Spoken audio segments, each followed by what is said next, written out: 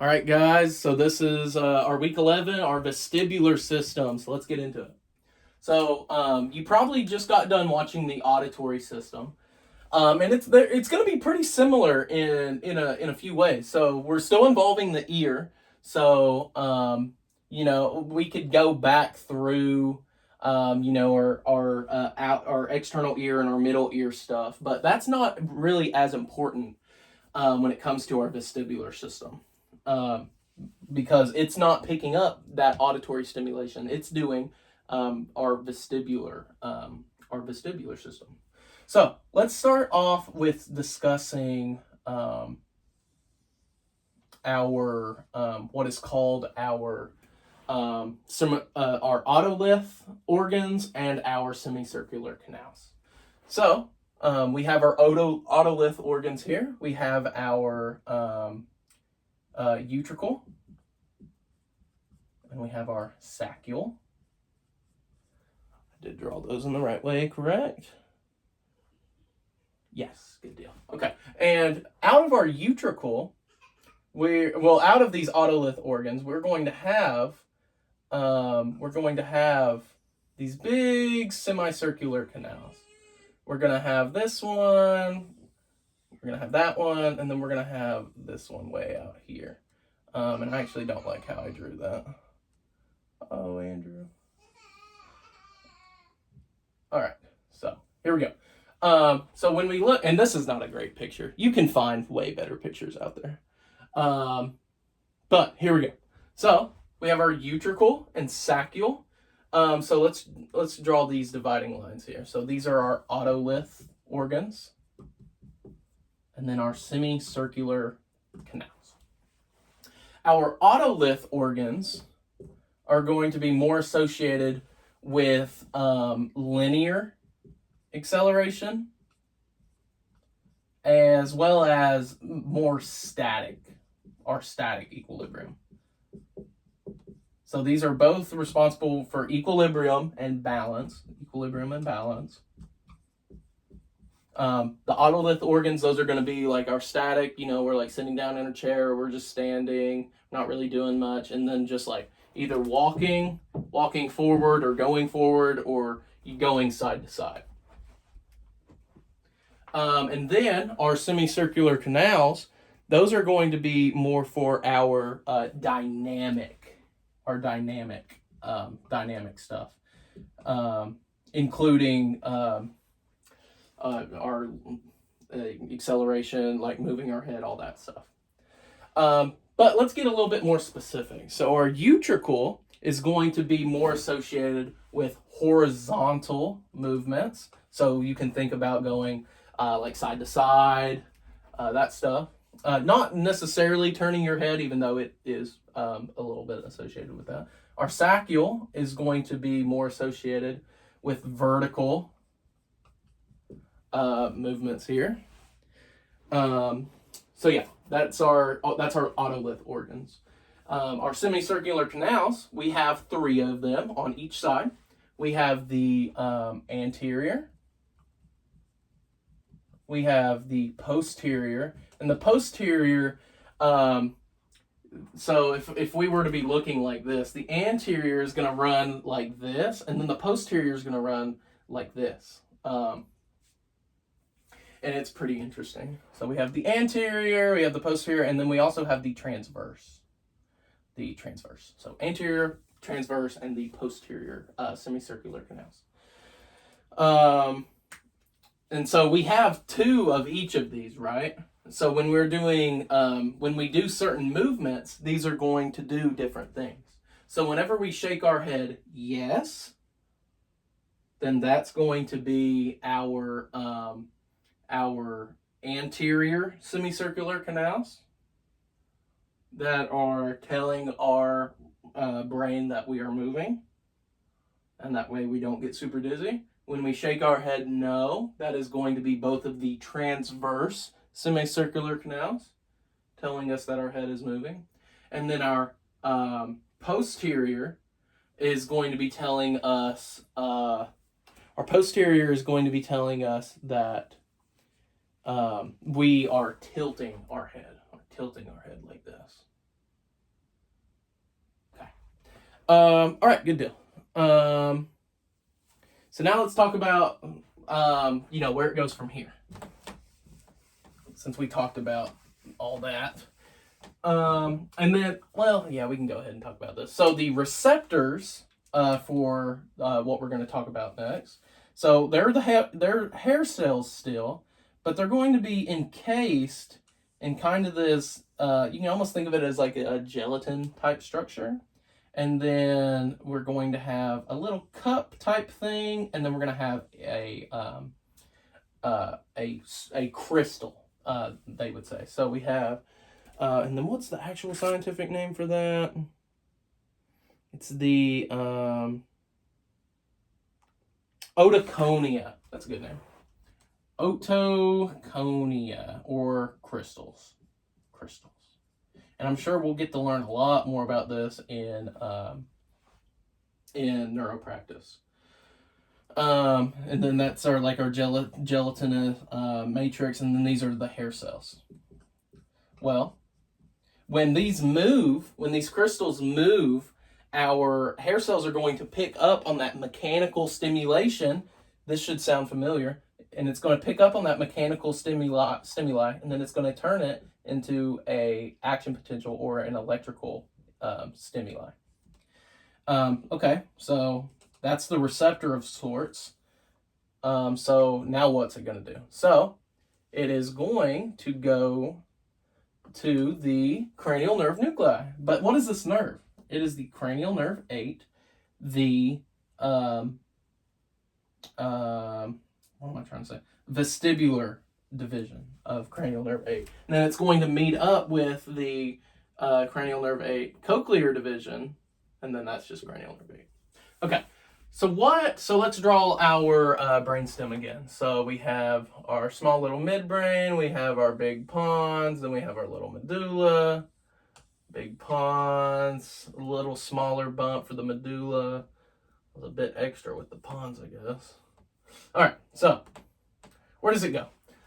What we need to know is that, so we're at the pons medulla junction for here, right? We have 4 different nuclei here. And you'll notice that one is really close to the pons medullary junction, and then the other one is in the medulla, and then the other 2 are more in the pons. So they are going to go to these, it's going to go to these nuclei.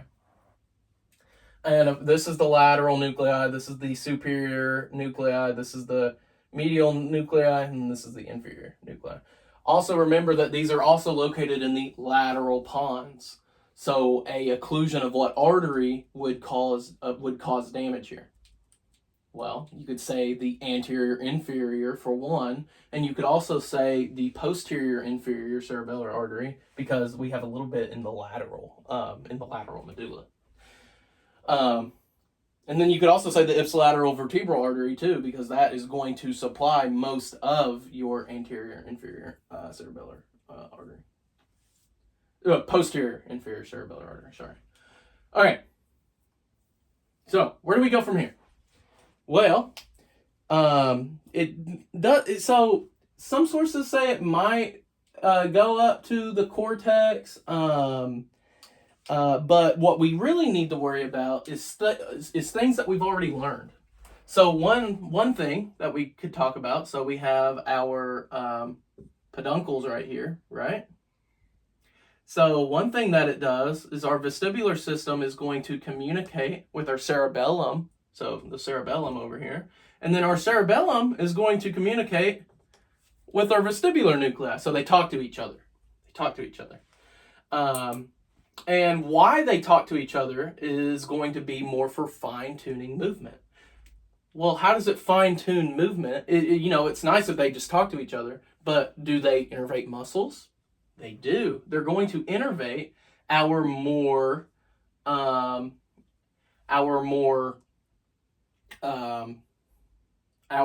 extensor muscles, our postural muscles. So we have 2 tracts, and this is our vestibulospinal tract. Remember that was one of our big 3 motor tracts that we learned in the first bi-term. So our vestibulospinal tracts vestibulospinal tracts, and they're going to control more of our postural muscles. Remember that the medial one is going to travel bilaterally, and it's going to control. So the medial is going to travels bilaterally, and it's going to do more of the postural extensor muscles of the head and neck. So it ends pretty early. I would say by the thoracic spine, it's going to end. And then the lateral vestibulospinal tract, it's going to travel ipsilaterally, and it's going to be more of our body's postural and extensor muscles, so keeping us upright. All right, good deal. And then one last thing that we want to discuss is the VOR, or vestibular ocular reflex. So it is going to send a message to the medial longitudinal fasciculus. Oh, well, that's still the pons. There's our midbrain. So remember, we have a little tract here that crosses the midline, right? So there's our midline. There's our other. That's where the medial vestibulospinal tract travels bilaterally. This medial longitudinal fasciculus is going to connect our cranial nerves 3, 4, and 6. And that's going to coordinate our eye movements, especially 3 and 6, because that's going to be for our horizontal VOR. So what these vestibular nuclei can do is it can stimulate the cranial nerve 6 nuclei and the medial longitudinal fasciculus, and it can coordinate our eye movements when we're turning our head. So how you would test this, so you have something stationary in the middle, and you would have your patient look to the left. Well, not look to the left, turn their head to the left and to the right, keeping their eye stuck to this finger.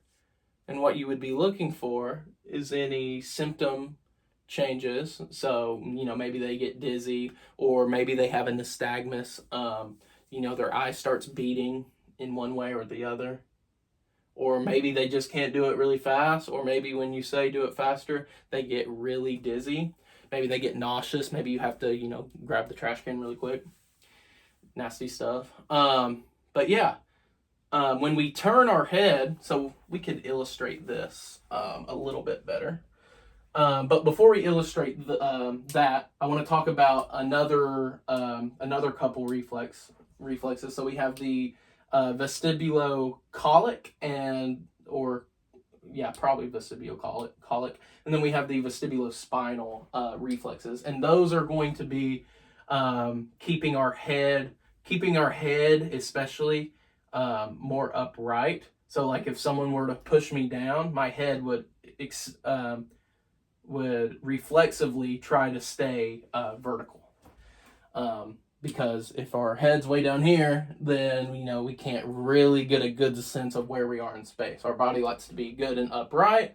That way, if forces come to combat us, we can stay upright. Okay, so let's talk about our vestibular ocular reflex a little bit more.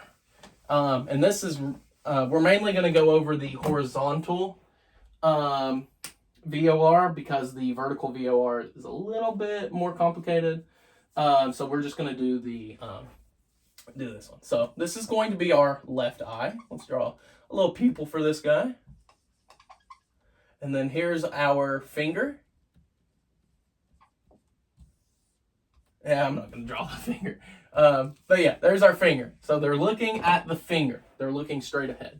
And then let's say we're turning our head to the right. Okay? So if we're turning our head to the right, which eye is going to have to go out? Well, so if we're turning our head to the right, so we're going from left to right, we're turning our head to the right, then what muscles have to fire?